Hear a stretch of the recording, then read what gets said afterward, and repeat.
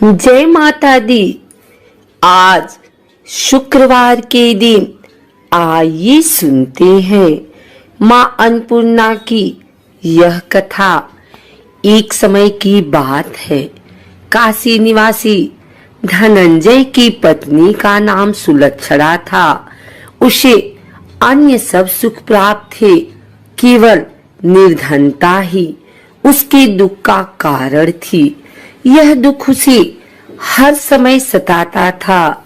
एक दिन सुलक्षणा पति से बोली, स्वामी आप कुछ उद्यम करो तो काम चले। इस प्रकार कब तक काम चलेगा? सुलक्षणा की बात धनंजय के मन में बैठ गई और वह उस दिन विश्वनाथ शंकर जी को प्रसन्न करने के लिए बैठ गया और कहने लगा, हे देवाधिदेव विश्वेश्वर, मुझे पूजा पाठ कुछ आता नहीं है, केवल तुम्हारे भरोसे बैठा हूँ। इतनी विनती करके वह 2-3 दिन भूखा प्यासा बैठा रहा। यह देखकर भगवान शंकर ने उसके कान में अन्नपूर्णा अन्नपूर्णा अन्नपूर्णा इस प्रकार 3 बार कहा। यह कौन क्या कह गया? इसी सोच में धनंजय पड़ा रह गया कि मंदिर से आते ब्राह्मणों को देखकर पूछने लगा, पंडित जी अन्नपूर्णा कौन है? ब्राह्मणों ने कहा, तू अन्न छोड़ बैठा है, सो तुझे अन्न की ही बात सूझती है। जा घर जाकर अन्न ग्रहण कर। धनंजय घर गया, स्त्री से सारी बात कही। वह बोली, नाथ चिंता मत करो, स्वयं शंकर जी ने यह मंत्र दिया है, वे स्वयं ही खुलासा करेंगे। आप फिर जाकर उनकी आराधना करो।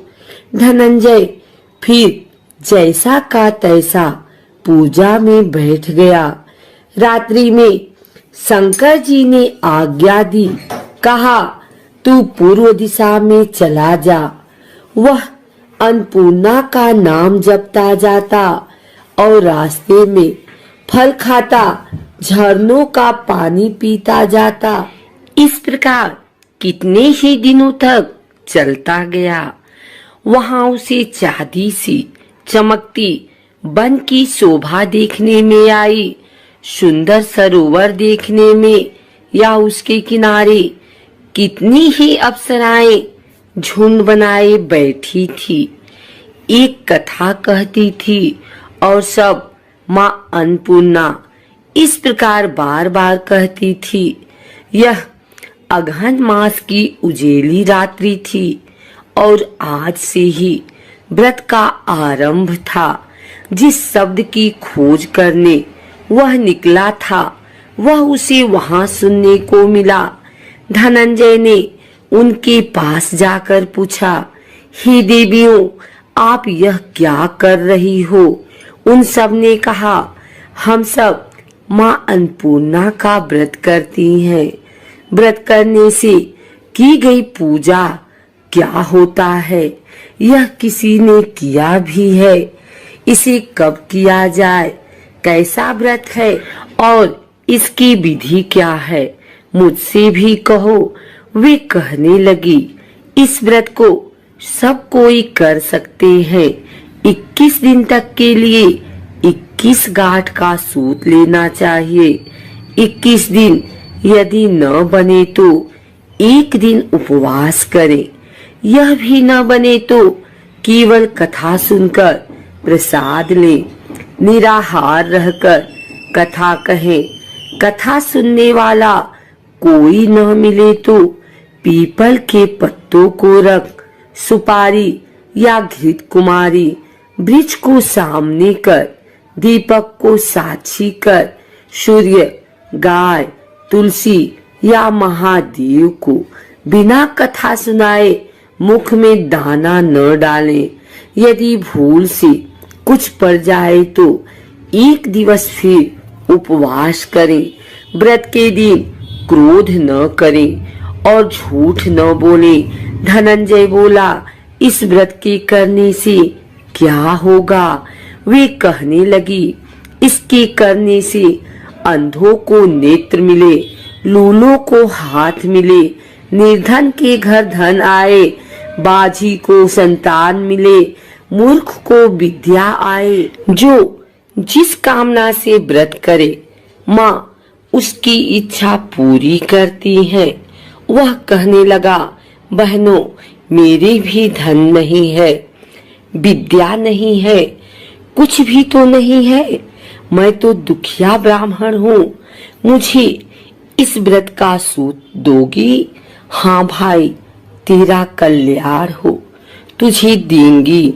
ले, इस व्रत का मंगल सूत्र ले। धनंजय ने व्रत किया, व्रत पूरा हुआ। तभी सरोवर में से 21 खंड की सुवर्ण सीढ़ी हीरा मोती जड़ी हुई प्रकट हुई।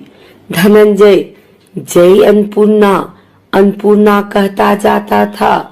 इस प्रकार कितनी ही सीढ़ियां उतर गया तो क्या देखता है कि करोड़ों सूर्य से प्रकाशमान अन्नपूर्णा का मंदिर है। उनके सामने सुवर्ण सिंहासन पर माता अन्नपूर्णा विराजमान है। सामने भिक्षा हेतु शंकर भगवान खड़े हैं। दिवंगनाएं चवर डुलाती हैं, कितनी ही हथियार बांधे पहरा देती हैं। धनंजय दौड़कर जगदम्बा के चरणों में गिर गया। देवी उसके मन का क्लेश जान गई।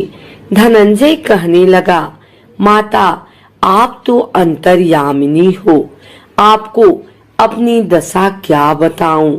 माता बोली, मेरा व्रत किया है, जा, संसार तेरा सत्कार करेगा। माता ने धनंजय की जिह्वा पर बीज मंत्र लिख दिया। अब तो उसके रोम रोम में विद्या प्रकट हो गई। इतने में क्या देखता है कि वह काशी विश्वनाथ के मंदिर में खड़ा है। माँ का वरदान ले धनंजय घर आया। सुलक्षणा से सब बात कही। माताजी की कृपा से उसके घर में संपत्ति उमड़ने लगी। छोटा सा घर बहुत बड़ा गिना जाने लगा। जैसे शहद के छत्ते में मक्खियां जमा होती हैं, उसी प्रकार अनेक सगे संबंधी आकर उसकी बड़ाई करने लगे। कहने लगे, इतना धन और इतना बड़ा घर, सुंदर संतान नहीं तो इस कमाई को कौन भोग करेगा?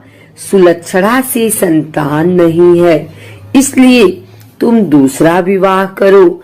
अनिच्छा होते हुए भी धनंजय को दूसरा विवाह करना पड़ा और सती सुलक्षणा को सौत का दुख उठाना पड़ा।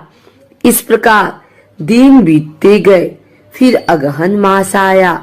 नई बंधन से बंधे पति से सुलक्षणा ने कहलाया कि हम व्रत के प्रभाव से सुखी हुए हैं, इस कारण यह व्रत छोड़ना नहीं चाहिए। यह माताजी का प्रताप है जो हम इतने संपन्न और सुखी हैं। सुलक्षणा की बात सुन धनंजय उसके यहाँ आया और व्रत में बैठ गया। नई बहू को इस व्रत की खबर नहीं थी। वह धनंजय के आने की राह देख रही थी। दिन बीतते गए और व्रत पूर्ण होने में 3 दिवस बाकी थे कि नई बहू को खबर पड़ी। उसके मन में ईर्ष्या की ज्वाला दहक रही थी। सुलक्षणा के घर आ पहुंची और उसने वहां भगदड़ मचा दी। वह धनंजय को अपने साथ ले गई। घर में धनंजय को थोड़ी देर के लिए निद्रा आ गई। इसी समय नई बहू ने उसका व्रत का सूत तोड़कर आग में फेंक दिया। अब तो माताजी का कोप जाग गया। घर में अकस्मात आग लग गई। सब कुछ जलकर खाक हो गया। सुलक्षणा जान गई और पति को फिर अपने घर ले आई। नई बहू रूठकर पिता के घर जा बैठी।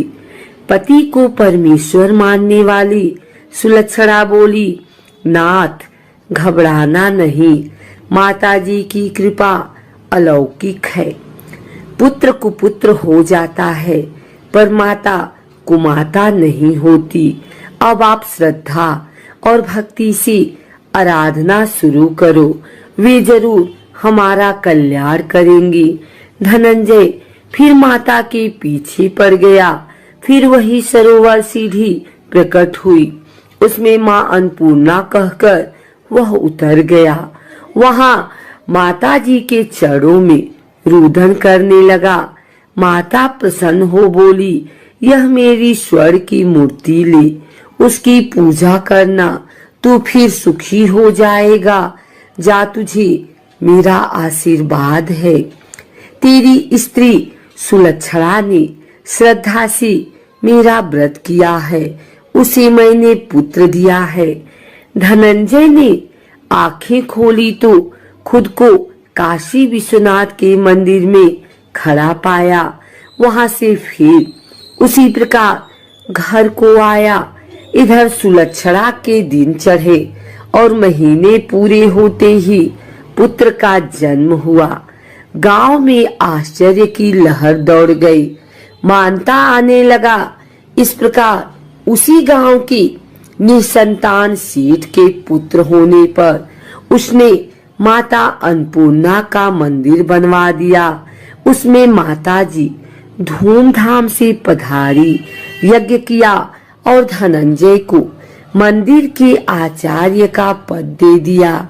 जीविका के लिए मंदिर की दक्षिणा और रहने के लिए बड़ा सुंदर सा भवन दिया। धनंजय स्त्री पुत्र सहित वहां रहने लगा। माताजी की चढ़ावे में भरपूर आमदनी होने लगी। उधर नई बहू के पिता के घर डाका पड़ा, सब लूट गया। वे भीख मांगकर पेट भरने लगे। सुलक्षणा ने यह सुना तो उन्हें बुला भेजा, अलग घर में रख लिया और उनके अन्न वस्त्र का प्रबंध किया। धनंजय, सुलक्षणा और उसका पुत्र माताजी की कृपा से आनंद से रहने लगे।